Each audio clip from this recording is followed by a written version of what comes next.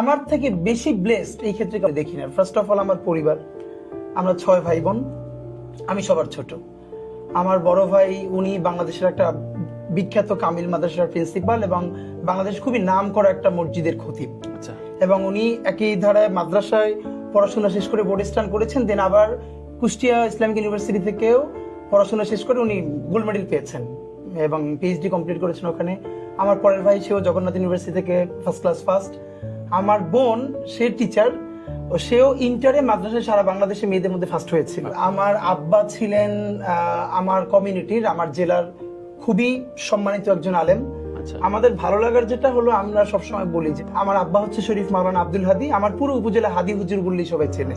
এবং আব্বার নামটা আমার নাম এখন পরিচিত হয়ে গেছে, আমার নামটা ছিল ওসমান বিন হাদি। আচ্ছা। তো এই যে সবাই এখন হাদি বলেই আমাকে চেনে, মেনলি হাদি আমার আব্বার নাম। তো এটা আমার জন্য খুব আনন্দেরও। এই জন্য এমনি দেখবেন যে আমার যারা আগে চেনে, আমার ফ্রেন্ডরা ওসমান নামে ডাকে, আর শেষে এখন লাস্ট নেম হিসাবে সবাই হাদি ডাকে।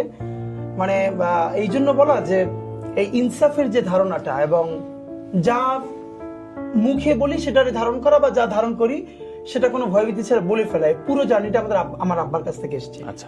আমরা ভাই বোন অলমোস্ট সবাই এরকম একদম। মানে ইভেন আমার এটা অনেকে ওই যে আমাকে একবার বরিশালে একটা তখন আমি নাগরিক কমিটিতে ছিলাম এনসিপি হওয়ার আগে। তো বরিশালে একটা প্রোগ্রামে গিয়েছিলাম, আমাকে প্রায় 10 থেকে 12টা নাম্বার থেকে হুমকি দেওয়া হলো।